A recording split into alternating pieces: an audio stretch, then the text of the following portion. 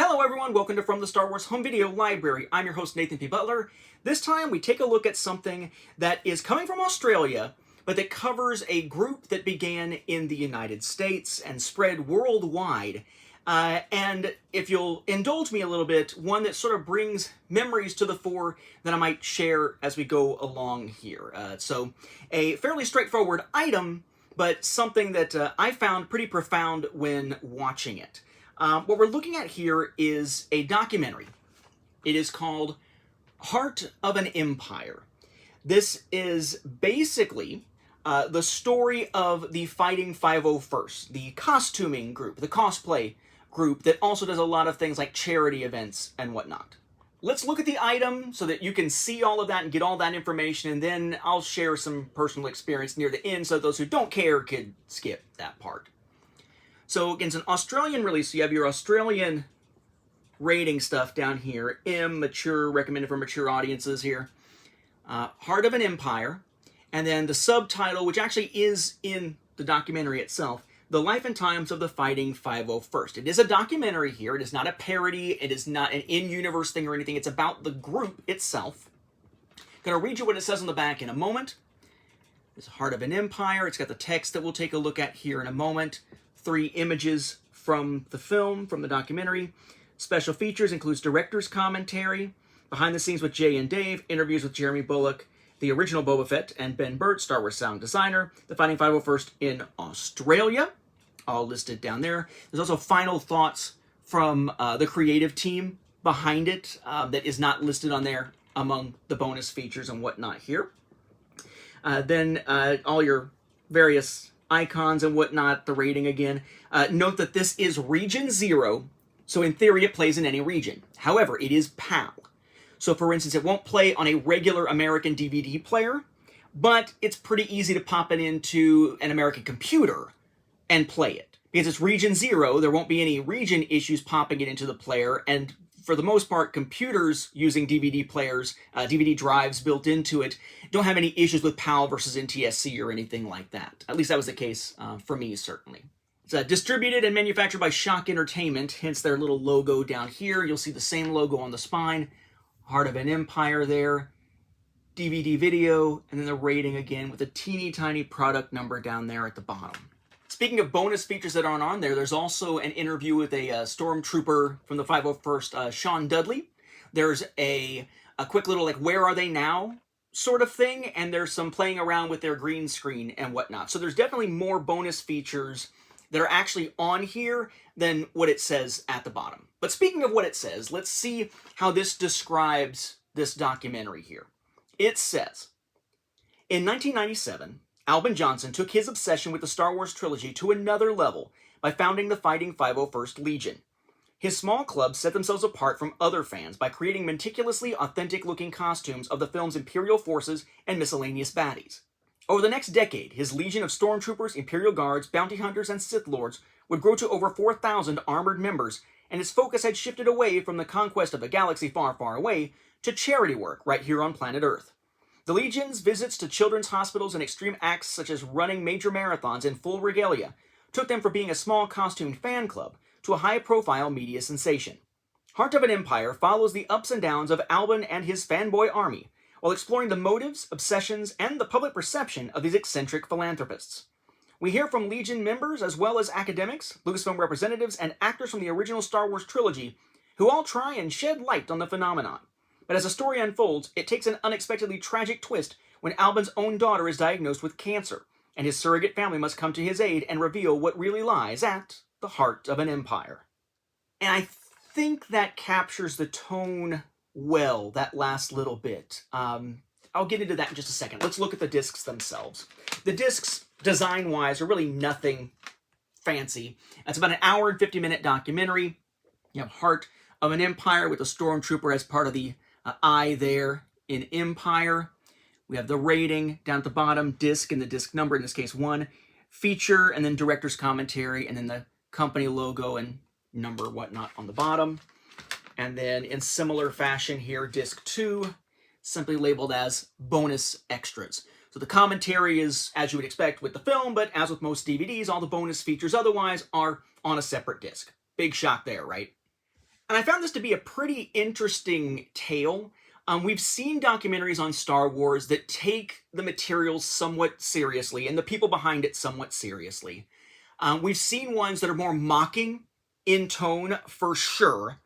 And this one actually does start out asking a question. The filmmaker, Jay Thompson, asks a question of what would drive someone to, as an adult, be dressing up in these costumes and whatnot. And there is a little bit of the exploration from a psychological side. We've seen other documentaries take that approach and use it in some ways to sort of belittle the people who are fans in some way, fans doing something extreme in some way.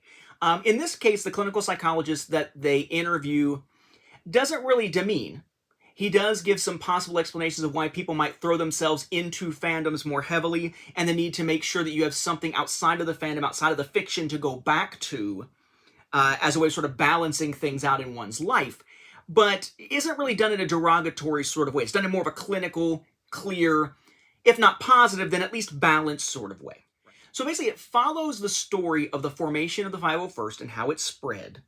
How it grew from being just a website that wasn't even called the 501st into what became the 501st that spread across the world. How that got the attention of Lucasfilm. Steve Sansweet is interviewed quite a bit in here. And how that relationship was formed, how the charity work began. It does go into some of the people who don't necessarily agree that much with Albin Johnson's approach to running the group at the time, or the idea that they would need rules and regulations for a group that was essentially a fan group in the first place, like a hobby kind of thing in the first place. And then it gets to a through line of the good they do with things like the charity work. Starting out with dealing with one young man who had cancer. And what the group did to sort of lift the spirits there. And the other hospital visits that they did. And knowing what was coming, without even necessarily reading the back of this. I just went into it cold. I just popped it in and went into it cold. Knowing, okay, so most people, if you know about the 501st, you might know of it from like the Clone Wars, or the little bit that group was also in the Legends continuity. I actually met Albin Johnson at one point at Con Carolinas. He's from South Carolina. I used to go to Con Carolinas up in Charlotte, North Carolina every single year. Had a chance to be on a panel with him at one point. He signed my copy of Star Wars Allegiance, I believe, which is where the 501st makes a big appearance in the Legends continuity. But of course, that name was from the fan group. It was an homage to the fan group that then stuck and was run with. You know, Vader's Fist. All that stuff is the fan group. What you might also know, the tragic side of it, as alluded to there in the text, is you may know this through R2-KT. That is the pink astromech droid that was designed in honor of Katie Johnson, Albin's daughter, who died of cancer. And that the community just sort of coalesced around for the 501st and otherwise, and have sort of kept her legacy alive in that sense. This was filming prior to and through what happened with her. Meaning that when we first get to see Albin talking about the creation of the 501st, at one point, for instance, he's interrupted by his two daughters coming in, one of whom we know will eventually become the namesake of R2-KT in memoriam. And it's kind of a shock. And then to see some of the other stuff that he winds up going through, eventually having custody of the two daughters and taking care of parents at the same time, sort of getting a new family dynamic sort of together. And then what happens when she is diagnosed, the push for it. And to me, watching this, I mean, as a father now especially, and as someone who has taken a lead in much smaller ways within fan communities, like those early days of Star Wars fan audio stuff, it just struck me, and I guess maybe it hit a little bit more close to home because having met I met him once. It's not like I really knew the guy or anything, but one of the people that is interviewed in here is someone, a Sherilyn Lambeth, who we would see every year at Con Carolinas. It just, I don't know if it was the parent side or just the nature of the story. It is not an uplifting tale per se. It is a true story that includes the uplifting bits, but it just kind of struck me. It kind of drew me in that regard. But you do, if you know what's coming, it's somewhat of a gut punch to see before all of that begins early in the documentary. If you don't know what's coming, it's a gut punch later when you realize what is about to happen if you didn't read the back of the DVD, back of the case. But it's an interesting tale, and it winds up being, I would say, more positive than negative. But it's more of a, these are fans, these are real people. The media mocks them, and they go into that quite a bit. The media mocks them. The media treats them like crap. The people who don't understand geek culture, especially in the time when this was all going on, because, you know, geek culture has kind of been on the rise, but a lot of that is thanks to, like, the Marvel movies and so forth, and that really hadn't had much of a resurgence at the time that this was being made. But they're real people. They care about this. They do good things with it. And they themselves form a community that supports one another. So I think even though it does have a more somber tone at times, it is a very interesting documentary. It's a good watch. And the sense of, if not positivity, then the positive nature of the community that comes out of this, I think is what I would have hoped for a documentary on the 501st. I don't know what I would have expected. I would have expected, I guess, that anything that was promoting a fan group would leave out any of the controversy of people disagreeing with the lead, and may have downplayed some of the tragic aspect of it, and focused more on just the surface level stuff. Certainly a lot of documentaries about fans and fan documentaries have tended to stick to the surface level stuff. The feel-good, fluffy, you know, cotton candy kind of stuff. I don't know what that was. But this really does a good job of capturing it, which also makes me kind of disappointed that we didn't see a release of this in other regions. The only one that I could find was a release in Australia. But the only thing really Australian about it is there is that Australian fan group, almost like an animated slideshow type thing with text underneath it, essentially, or montage type thing, to talk about the background of the Australian version, or this Australian garrison there, for the 501st that ties into all of this. So a good watch, definitely a fun watch here. I have never been a member of the 501st myself. I will share a little bit of a story here briefly. If you are only in this to watch about Heart of an Empire, to see what's up with this documentary, if it's a good watch, if it's something you should check out, and these aren't reviews, or just kind of checking out different products as part of this Star Wars home video library, it is out there. If you have a player that can play Region Zero but POW, pick it up. It's a good watch. Unfortunately, it is just DVD. It'd be nice to see something, you know, in higher resolution later, but I think because of the nature of when and how this was made, my guess is there probably isn't a higher definition version of it out there. But I'd love to see it if so. So if that's all you're really caring about there, see ya. See you next time. For those who are curious, though, I'm not a member of the 501st myself. I have never been a member. The closest I have been to being a member has to do with baseball, actually. When I hold up discs like this, or laser discs, where you're seeing this side of it, and even though you're seeing the front of it, there's that whole giant shiny area around it. You may notice when I'm panning that you can, like, see the iPad that I'm recording on. You can see the 3D TV back there. That's my main way of watching 3D Blu-rays, even though it's still kind of tiny. Or the Vader Deco stuff on the wall up there.